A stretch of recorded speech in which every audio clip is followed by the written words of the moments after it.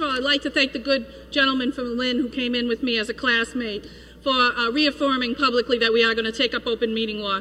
And that is precisely the kind of answer that I was hoping to receive, and precisely the type of openness and debate that I hope we'll have on that particular subject matter.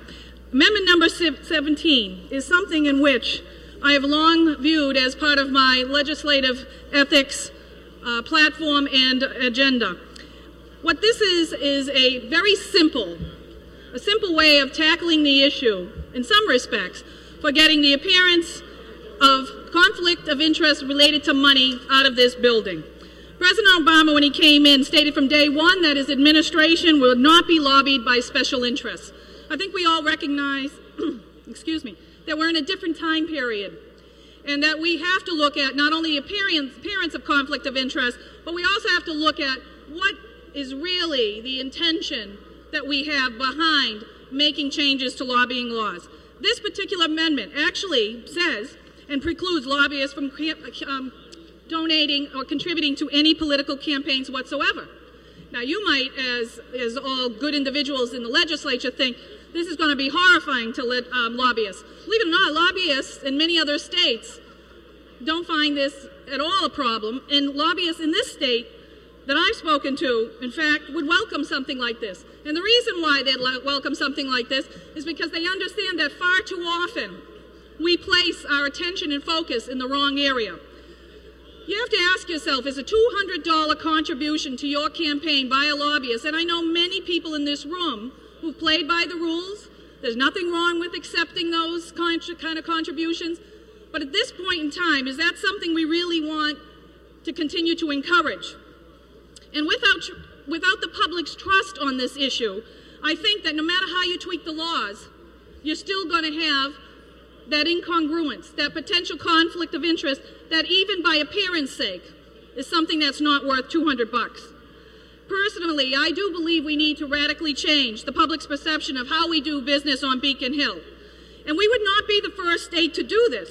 See, I love saying this to people because anybody who's done a lot of extensive work in research on ethics laws across the country, you will understand that it's not easy to get a hold of information.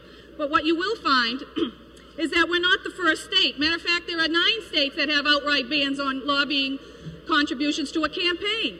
This hasn't to do anything with gifts and gratuities.